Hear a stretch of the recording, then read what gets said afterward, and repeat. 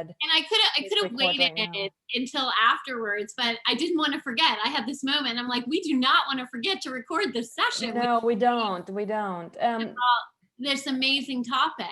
Okay, I think it's recording. Thank you for the reminder. Maggie is at Piney Creek School, which is one of our global school partners implementing the Global Leaders Program. And when that program was introduced at Maggie's school, Maggie took that and ran with it at 1,001 miles a minute. Like, just what can I do? How can I do this? How can I bring the world to my students? How can I have them learning about the world, with the world? And ideas were exploding and going off, and they haven't stopped since. So people always tell me, Michelle, you're so busy, you have so much going on. I have met my match in Maggie Murphy, because this woman, her energy knows no bounds. She is always into something. And in addition to all the things she does, she's always willing to do things like she's doing today, sharing her experience and expertise with others. And the work that she does with her students, you walk into her classroom, it's very global. The students love her and are very engaged and excited about what she brings to their curriculum. But you also walk into the classroom and you know she is busy, you know she is hardworking, you know she's doing all the things. And for that reason, she gets recognized. She presents at conferences, she serves on panels like she did this morning with the NC Public School Forum, and she was a panelist sharing her expertise. She was awarded the Teacher of the Year award at her school, and then she won Teacher of the Year for her district, and then went on to be named the 2020 Northwest Regional Teacher of the Year for all of North Carolina. She has won other great teaching awards, all kinds of recognitions. She writes grants and wins money to implement her great ideas and initiatives, and it just doesn't stop. I could go on all night, but we don't want that, because we want Maggie to talk to us today about a very relevant topic, and that is controversy in the classroom, having difficult conversations, talking about hard things that sometimes as teachers, it can be really easy to shy away from addressing. And we can do better, right? We can bring those real world issues into the classroom and use them as teachable moments to be able to help our students engage, have new perspectives, think about issues in a way that promotes global citizenship. And so that's what Maggie is here to talk to us about today. And this next slide that I included, I could not include this photo of Maggie, because this is Maggie doing hard things. This is one of the hard things that Maggie did as her Teacher of the Year opportunity. She had the chance to jump with the Golden Knights, right, Maggie? And jumped out of an airplane. And she will tell you and confirm she was absolutely terrified and did not necessarily want to do this, but she did the hard thing. And she sets a wonderful, wonderful example for her students, for other educators, and for anyone else that has the privilege of crossing her path. So I am going to turn it over to Maggie, and she's going to lead this conversation about having hard conversations. Michelle, you are amazing. Thank you so much for that. We definitely are kindred spirits, like she said. So we push each other, I think, to be better, and honoring it too. And that's what it's all about, y'all. So do you want me to share my screen, or is that okay? Okay. So let me get it pulled up here. All right. So it is my hope that as you listen, that you will talk to me, just like Anna Maria said, we can be very informal. I want this to be more of a conversation with you all than me just talking the whole time about what I do in my classroom. So please chime in and please give me some feedback about how this looks for you. I know it's different for different age groups. I've taught 4th grade all the way up through 8th grade. So high school, of course, is different. K2 is also different. But I hope that this will help with some of those hard conversations. And Mel's right that we owe it to these kids to have these conversations. It is our job. It is more than our job. It is making them better humans. And we absolutely have to. So my daughter's here. Hang on just a second. She thinks she's so funny.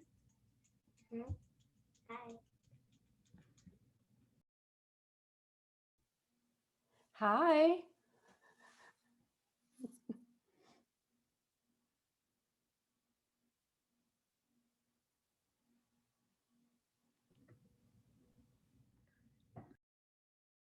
Okay. Am I muted or unmuted? Did you get to hear me fuss at my dog? We didn't Okay. hear you fuss at her. We just saw your bright smiley face, so we thought you were having a grand time. Love, this is so fun, y'all. This is Zoom. This is Zoom Live. Yeah. Okay. All right, so let's get started. I hope that by the end of this, you don't know if I'm Democrat or Republican. You don't know what I stand for. You don't know any of the things, because that's what we're going to talk about today. Because having some of those hard conversations also means sometimes that we don't put out our feelings, but that we give our students the opportunity to develop those for themselves. That's what I'm going to try to do. All right, so here's the first tip that I always give as a social teacher, especially in middle school, but we start much younger talking about these things. Primary and secondary sources are what we need to use to keep as unbiased as possible. So if we can talk about primary sources from people that were actually there, pictures taken like on the scene, secondary sources, the things that have been written about it versus what you heard or read on the internet, right? So those are the main factual points of data that we can use when we start having hard conversations. So I want to start with the Holocaust, which to me should never be questioned if it existed or not. And I think most of us have moved past that conversation about the legitimacy of this horrible event in history. Students are intrigued by it and deserve to know about it. They have to be able to not repeat what's in the past, and it's our job to teach them these hard things. Are these pictures horrible and graphic? Yes. Is the book Night horribly graphic? Yes. But Elie Wiesel was there. He wrote it from his perspective. It is a primary source. So the words and the descriptions in there, though they're haunting, though they're hard to talk about, they are from a person who lived it. So it's not me telling them about it, it's him telling them about it. Book Thief is another book that I always taught in middle school, but I used excerpts from it. It is not a primary source. It is a story about the Holocaust, but not written from someone that went through it. So it's a different perspective, but still talking about a historical event that our children need to learn about. So my question to students is, who's telling you? You know, is it mom and dad that's telling you this information? Is it an author that's telling you? Is it a real voice that really went through it? So that's my first question to students, is who's telling you the information, and is it a primary source or a secondary source, before we start judging how valid it is. Okay, then using only facts, we can get away from a lot of the opinion or the misinformation. So if we use only facts when we're talking about these conversations, we can change the narrative. So for instance, a lot of teachers said, I'm not going to talk about what happened at the Capitol building with my kids. I don't want to get into it with them, or it's too politically charged, or I have too many Republican parents, or I have too many Democratic parents that would get upset if I brought this up in my classroom. My response to that was, if we don't tell them about this, and if they don't hear it from at least us, then they're either only hearing it from the news, or they're only hearing it from their parents, or they're not hearing about it at all, right?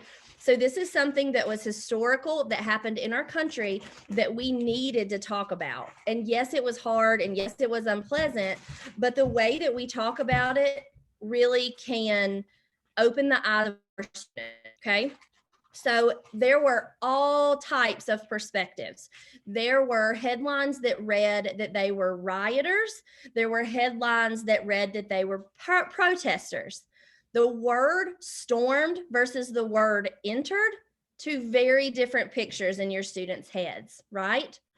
So when you're using that language with them, or when they're hearing it from their parents, if their parents said this was just a peaceful demonstration, or their parents said, people should have been there to stand up for freedom, or people said, it's not okay to break into the Capitol building. Like there's all of these different opinions about what happened that day and if it should have or shouldn't have, and who was calling for it or who wasn't calling for it. So this has a potential to be, especially with, I thought about if I was still in middle school, how I would have talked about it with my fourth graders. They haven't formed who they are as people yet as much as middle school kids have, or high school kids, but they also do still hear their parents talk. So this was important to them because some of their parents supported it and some of their parents didn't. So we had to have that talk, knowing that there were students in the classroom with different mindsets. So when you hear rioters stormed, we talk about it. It's a verb. What's the difference in stormed and entered? And we acted it out. If you storm in my classroom, what's it going to make me feel like? If you just enter my classroom, what's it going to make me feel like? Okay. So when we talked about that, we decided the best way for us to phrase this is people went into the building illegally. There's nothing in that that's not factual. Like breaking a window of a building, no matter if it's the Capitol building or our classroom building or the home that we live in, it's illegal to break and enter. Like we would all agree on that, right? And so I would say that to my students. Do we all agree? Like, is that true? And so, yes, we all agree that you don't break into a building. We talk about protesting. We talk about marching. We talk about peaceful versus violent. And those are all words that we can use and talk about as we define what's okay with us and what's not okay with us as human beings and how we should treat each other. And fourth graders, well, in my middle school class, we always talk about kindness. So Holocaust, I can ask them, were they being kind to each other? No.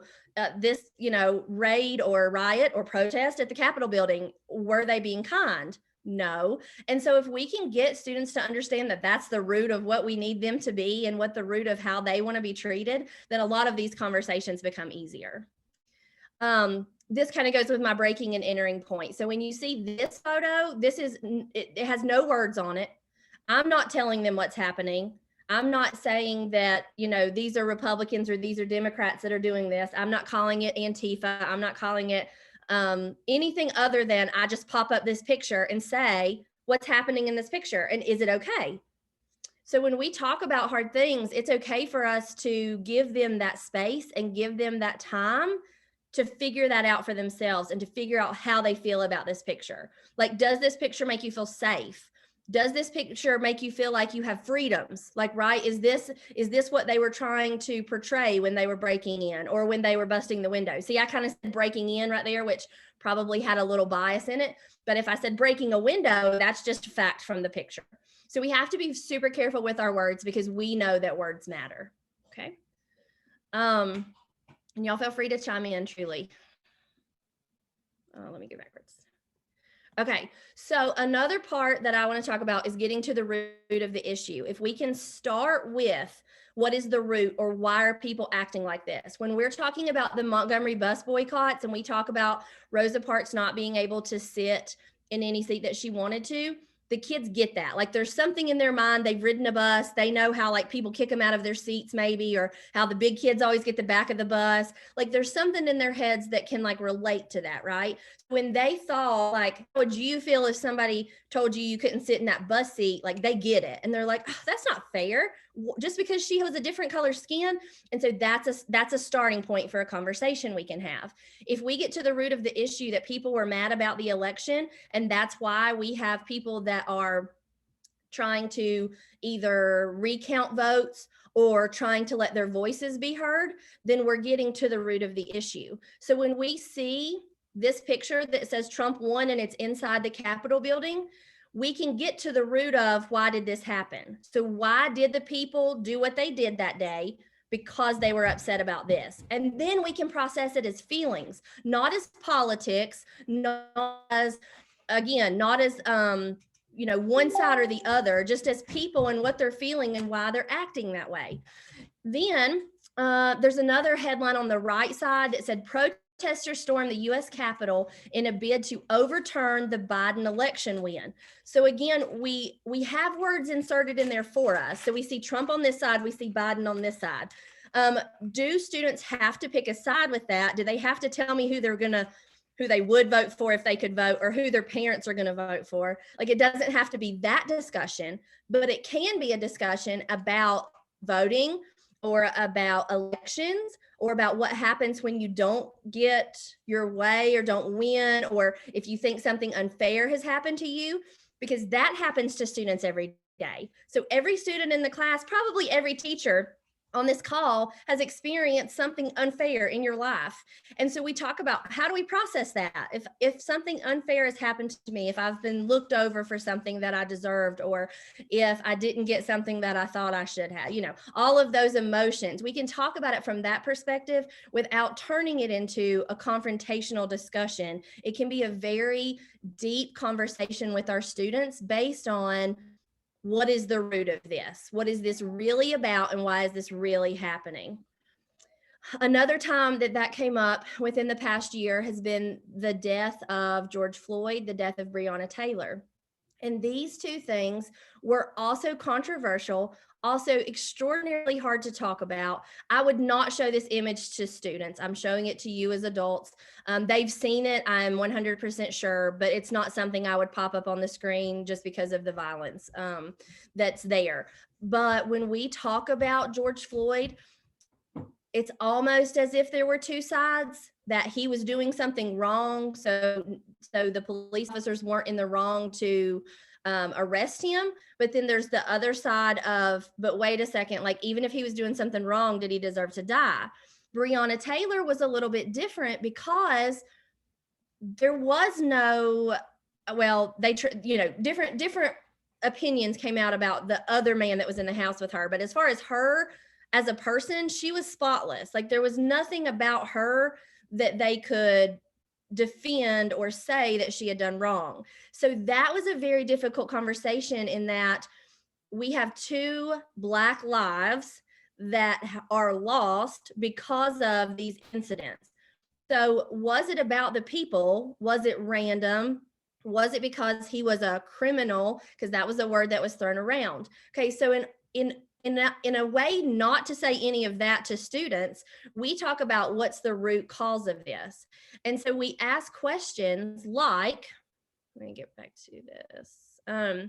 It's in a later slide, but we ask questions about murder. So again, going back to, is it right to break and enter? My question to students would be, is it right to murder? Do we consider it murder when this, or this happens? And we talk about people in power, and if they're using their power within the means that they should. So again, I had a student last year whose father, no, it's been 2 years, but his father was a deputy on the sheriff's department. And he was super defensive about every single thing I said about police officers. And it was around the time that The Hate U Give came out. And I had one student in the room that was reading that book, and she brought up police brutality. Now, we as adults know that there are cases of police brutality, right? It's not something like there's data, there's points that we could pull out. But he didn't see it and didn't want to see it because it was so close to him with his parent. So it was a conversation that we had to have with him. And by the end of the conversation, because he knew we loved him and we had established relationships where he could trust what we were saying, we told him, it's not your dad. Like, your dad's never done this. Your dad is doing a great job, but there are cases in the world. And one of my new favorite quotes is, your world isn't the world, right? Like, my world is not the whole world. So there are things happening outside of where we live and outside of our own experiences that do happen, whether we want to think that they would or not. And so those conversations are very difficult, especially when we're talking about police officers, because we have always been told as children that they're there to protect us. We have always been told that they are the good guys. So when we're having those conversations, we have to tread lightly on how we use the word police brutality or the cases that we put in front of students. However, it doesn't mean that we can't talk about those things with them. And it doesn't mean that we should not talk about those things with them. Just like justice in any way, they have to know how justice should work. And they have to be the next generation of people that make sure that justice is served. So that's where bias comes in. We've already talked about it quite a bit, but these headlines definitely have bias in them. And we talk a lot about that. It's in our standards to talk about it. 7th and 8th grade standards, especially in language arts, use the word bias. They want us to talk about it with kids, and headlines are the best way to do it. Michelle, I always thought of you when I did this. I did an article out of Canada, one from Montreal and one from maybe British Columbia, and they were about the same person. I always gave one set of the article to one half of the class and the other set to the other class. They had to read it by themselves, and then they had to tell me about this man. Well, so one group decides he's like the greatest thing that's ever existed. And one group who read the article that was like, he was the worst man ever and he trashed all of Canada. He was terrible. And so they're like arguing to death that this man is a great man. No, he's not. He's terrible. But it was because of bias in the writing. So one person wrote it as though he was a saint and one as though he wrecked the whole place. And so we talk about headlines, and see, the thing was with that one, they had never heard of this man. His name was Sam something, but they all have heard of Trump and they all have heard of Biden. And now they've all heard of George Floyd. So when they read these headlines, they're more invested. But if it was some random person they'd never heard of, it's not as personal. So we could change the names if we need to, but we can also talk about these real people. So when Biden calls George Floyd's killing an act of brutality, then we have to talk about those words. What does brutality mean? And what's the difference between killing someone, murdering someone, or the death of someone? So in the second headline, it says the death of George Floyd. That's very different to me. Death does not imply that anything wrong happened. So if we're talking about somebody that died versus somebody that's murdered, we have to really watch our words with that. And headlines should do that as well. But we all know that's part of just media, and we can talk about that with kids too. So I love showing headlines that give different perspectives, just like people stormed the Capitol versus there was a protest at the Capitol building, two different things, right? And so kids start to see that and they form their own opinion. It's not me telling them what to think. It's this newscaster said this and this newscaster said this. Which one do you align with, or which one do you feel like more closely represents your thoughts on it? Then we can have the conversation. And truly, sometimes the kids in the classroom, they can hear it from each other better than they can hear it from me, right? So a little healthy argument between the kids, like, no, it was murder. And then they're like, wait, but, and so they can talk about it almost safer than I can talk about it to them, but I give them the space to do it, and I still can have control of the situation. So we also show all sides, just like I was talking about with the headlines. All of these headlines are different, okay? This one says it turned violent.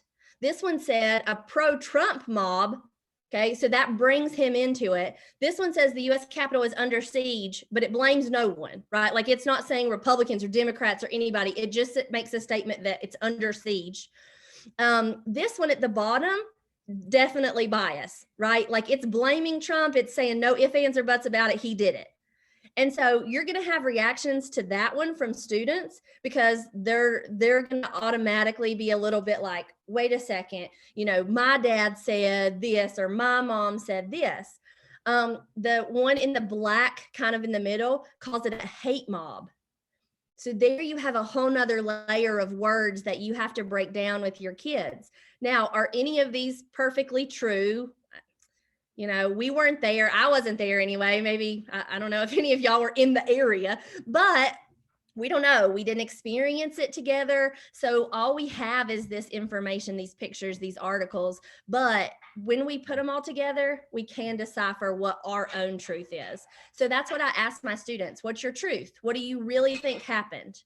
And then they have to decipher this, which is also a language arts standard. Like, I promise I'm not just sitting around talking about, whatever pops up that day. Like, these are real standards. These kids would need this in their life. They need to know these things as adults, as human beings, just as good people. We need to be able to break apart the information, synthesize it, apply it back to what makes sense in our brains, so that we can move forward and have these conversations with adults as well as students. I ask lots of questions, and I try my very best not to lead the answers. So let me give you an example. I popped up this picture and I said, what do you notice? And the very first thing that a student said to me was, he's got his foot up on the desk.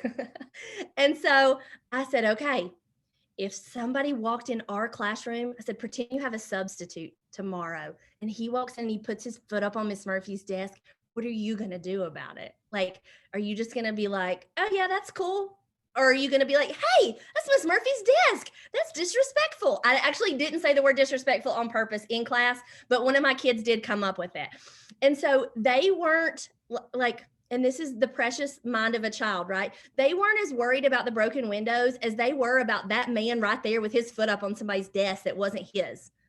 And so when they saw that picture, that sparked a whole nother conversation because they know that that's disrespectful. Then I said, what if you got into Mr. Sturgill's office? Like nobody was in the school. You think you would like sit back and put your feet up on his desk? And they were like, no.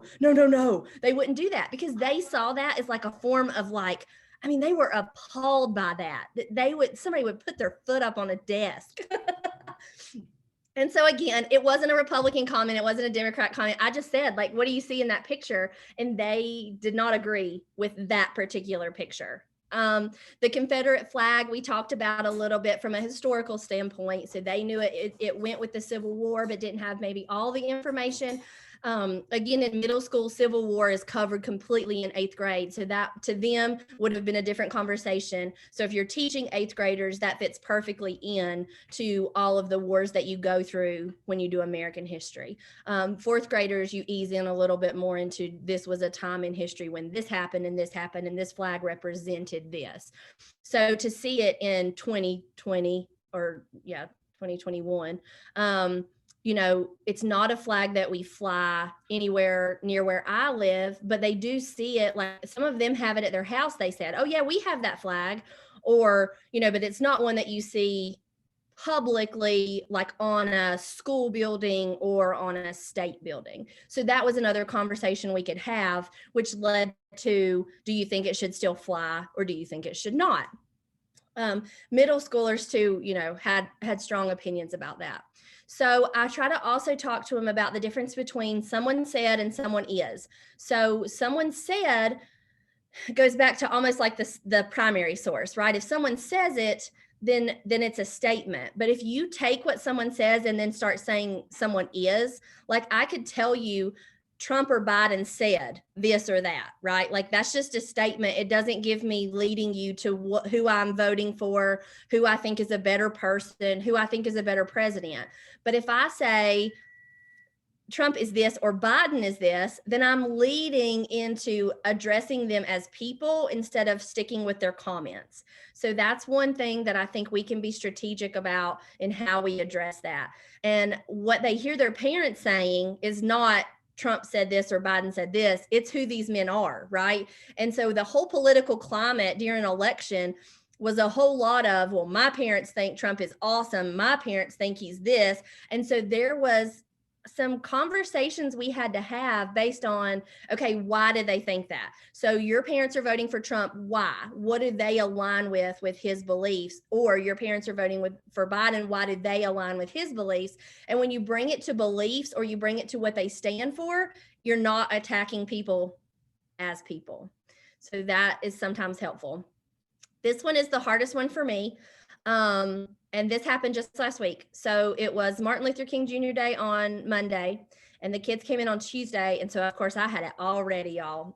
It is one of my favorite days of the year. We read the book. We read Martin's Big Words. We read Coretta Scott, talked about her and all she did after he passed away. We even did an excerpt from Chasing King's Killer. Like, it's my favorite thing to talk about, like social justice and making this world better. And so when we started the lesson, one of my students said, I said, do you know what yesterday was? And she said, yeah, my dad said it was Black People Day.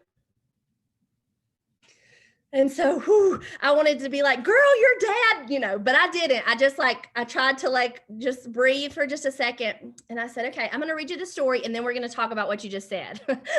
So I read the story. I talked about all he did. And I was like, okay, let's talk about it. Is yesterday just for Black people? Is yesterday just about people of color?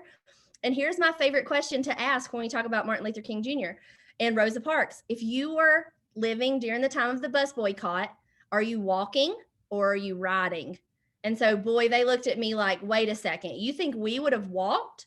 And I was like, well, I don't know. Would you have? Like, if we're boycotting buses because they won't let people sit where they are, you can still sit on the bus because your skin color, but does that mean that it's right or fair? And so several of them were like, I would never ride that bus again. And they get like mad about it, right? And then some of them are like, but it was like 100, and we calculated it. It was like 121 days that they walked in the rain and the snow and the heat. And so I was like, well, would you stick up for people? Would you be an ally, or are you going to still ride it? And so when we talked about that, it clicked on to them. This was not just about, Black people, as they so eloquently put it when they were talking about their parents. This was about so much more than that. We talked about how Martin Luther King Jr. wanted to end poverty. And do you know what they connected to that? Michelle and Anna Maria, you're going to be so happy. The SDGs. They were like, wait, he worked on SDGs too? We're working on SDGs. And I was like, exactly. So is this really just about race? And they're like, no. And I said, but is that still important? Yes. And so like, I didn't change their mind. I didn't like tell them that they were wrong, but it took all of this conversation for them to be like, oh wait, like he does tie to me and we do have things in common. And yeah, if there was a bus boycott and I lived during that time, like I would hope with everything in me that I would be walking and not supporting, right? The injustice that was happening. And so that's hard. And when they're hearing from their parents that Martin Luther King Jr. Day is nothing more than just a day for Black people, they don't understand. And that poor girl didn't know she was saying anything ugly. Like she didn't know that it was wrong. She's the sweetest little thing. But like to take what his day should represent for all of us and turn it into something like that, we have to be the ones to have those conversations, because otherwise it wouldn't have happened for that sweet little girl. And she would have lived several more years thinking that that's all it was, a day off of school and a day for people that don't look like her. But it wasn't that, and it still isn't that. And we have to be that connection to them. So we respect all opinions. We do have to hear them. We do have to talk through them, but we can also use our words very wisely to provide enough information that sometimes opinions and truth can be changed. So there's a difference in opinions and right and wrong. Like you can have opinions about things, but right and wrong is right and wrong. So when I talked about breaking and entering, when I talked about murder, those are things that we know are illegal and wrong, like morally. So your opinion about what happened that day, or your opinion about how things kind of went down, can also be more black and white than we want to think, not racially black and white, like two different sides of the story. So when there's a difference between a riot and a protest and a mob and an insurrection, those are words that all mean very different things depending on the context of what you're using them for. So I just wanted to say that really quickly. And then of course, always avoid generalizations. Not all Democrats feel one way. Not all white people feel one way. Not all Republicans feel one way. Not all fourth graders like pickles is the thing that I always tell them. Like you're not, one group of people can never be lumped together and everybody agree or believe the same things. So we don't want to put people in groups for them. We want to allow the inclusiveness. So after all of that, and I try to say it as quickly as I can because I want to have conversations with you about it. Take a deep breath. You absolutely have this. Like you are already working hard. You're already supporting your students through all this. And while you're doing that, we have to continue to look for the inequities. We have to draw attention to them. We have to ask questions about them. We have to have tough questions amongst ourselves, but we also have to have those tough questions in order to gain equity and in order to disrupt the system that is sometimes created. So I want to thank you so much for having those conversations with your students. If you have not yet and you feel like it's uncomfortable, then I want you to think about this. When we avoid difficult conversations, we trade short-term discomfort for long-term dysfunction. So if we can stop it at the roots, stop it right now, then we're going to build a better tomorrow and a better world for these kids that we want to be global citizens, to be beautiful human beings. So thank you guys for having tough conversations, and thank you for listening to me tell you all those things. And this is just not related, but kind of related because equity is huge with my Teacher of the Year cohort. And we're having a chat that's centered on global education. Because if you ask me about equity, I'm telling you that all kids deserve to have a global education. And I know that all of you on this call are super passionate about global ed. And so I would love for you to come to the Twitter chat or the Facebook chat on February 9th and tell us how much global education means to you and how it is an equity issue, whether you have it or don't have it in your system. So now please let me hear from you, and let's have a tough conversation.